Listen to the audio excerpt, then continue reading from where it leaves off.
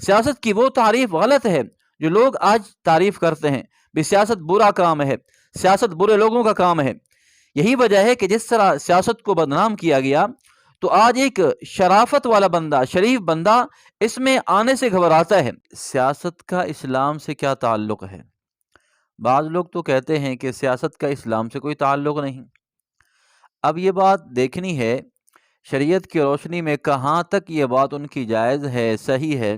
اللہ تعالیٰ نے ہمیں جو اسلام عطا فرمایا ہے، دین عطا فرمایا ہے، کامل دین عطا فرمایا ہے، جہاں پر ہمارے گھر کو چلانے کے، علاقوں کو چلانے کے اللہ تعالیٰ نے احکامات دیے ہیں، قوانین دیے ہیں، اسی طرح ایک ملک کو چلانے کے لیے اور پوری دنیا کو چلانے کے لیے اللہ تعالیٰ نے ارکانات اور احکامات دیے ہیں، جن کو سمجھ کر انسان حکومت کرے تو بہت کامیاب حکومت کر سکتا ہے۔ کہاں پر یہ بات لکھی ہوئی ہے کہ سیاست بھی اسلام کا حصہ ہے؟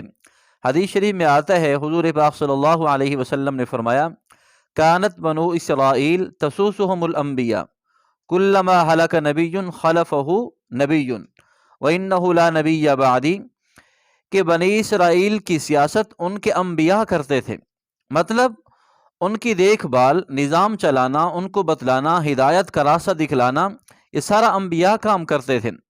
اور پھر اس کے بعد آپ صلی اللہ علیہ وسلم نے فرمایا، میں آخری نبی ہوں، میرے بعد کوئی نبی نہیں۔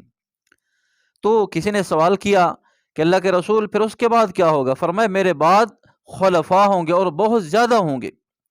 تو اس لیے حضور پاک صلی اللہ علیہ وسلم نے یہ بات واضح فرما دی کہ انبیاء یعنی کہ بنی اسرائیل کے انبیاء یعنی کہ بنی اسرائیل کی سیاست کرتے تھے، ان کے سارے ماحول اور حالات کو سنبھالتے تھے۔ اب یہی وجہ ہے سارے انبیاء کرام علیہم الصلوۃ والسلام جن کو اللہ تعالیٰ نے اپنی قوموں کی طرف بھیجا ہے، چاہے قوم تجارت کرتی ہے، زراعت کرتی ہے، جو بھی پیشہ اختیار کرتی ہے، انبیاء نے سب کو رہنمائی عطا فرما دی کہ بھی تجارت کرنی ہے، اس طرح کی تجارت کرنی ہے، زراعت کا طریقہ یہ ہے، حکومت کا طریقہ یہ ہے۔ سارے انبیاء نے خود ان کو ماحول دیا۔ اور سیاست کا جو معنی مفہوم ہے وہ یہی ہے کہ وہ اس فن کو کہتے ہیں، سیاست اس فن کو کہتے ہیں جس کے ذریعے سے انسانوں کو فائدہ ملے، انسانوں کی اصلاح کرنا، ان کو دنیاوی حالات کے اندر بھی ساتھ دینا، دنیا کے عذابات سے بچانا اور آخرت کی پریشانیوں سے بچانا۔ لیکن بدقسمتی سے یہ بات کہنی پڑتی ہے، کچھ لوگوں نے سیاست کو بدنام کر دیا۔ اب سیاست تو بہت اچھا عمل ہے، بہت محترم عمل ہے، نبیوں والا کام ہے۔ اب کچھ لوگوں نے اپنے کاموں کی وجہ سے، فراڈ کی وجہ سے، کرپشن، دھوکہ، ظلم کی وجہ سے سیاست کو بدنام کر دیا۔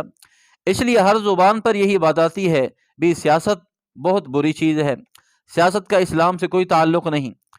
اب اگر کوئی بندہ کسی سے کوئی بات کہے تو وہ دوسرے کو کہتا ہے میرے ساتھ سیاسی بات نہ کرنا، یا اگر کوئی بندہ بیان دے دے، کوئی سرکاری بندہ ہو، تو لوگ کہتے ہیں اس نے بس سیاسی بیان کر دیا ہے، سیاسی بیان دے دیا ہے۔ حالانکہ یہ بات نہیں ہے، سیاست ایک پاکیزہ عمل ہے، انبیاء کا کام ہے۔ اگر اس کو اچھے طریقے پر کریں گے تو ثواب ملے گا، اگر کوئی بندہ سیاست میں آ کر برا کام کرے گا تو اس کا وبال اسی کے اوپر ہے۔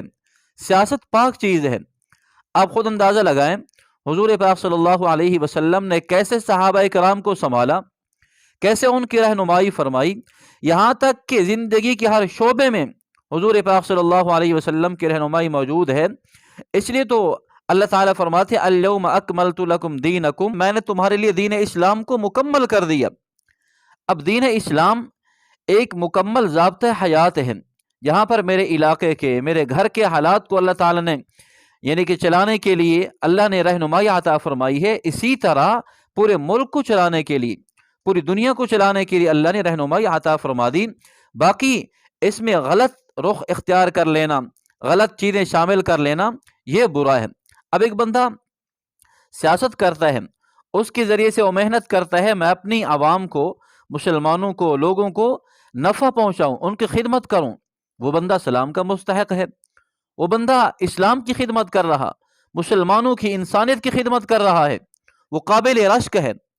اب ایک بندہ سیاست میں اس لیے آتا ہے کہ میں عہدہ لے کر، ڈگری لے کر، طاقت لے کر میں لوگوں پر ظلم کروں، جو میرے ماتحت ہیں ان پر ظلم کروں۔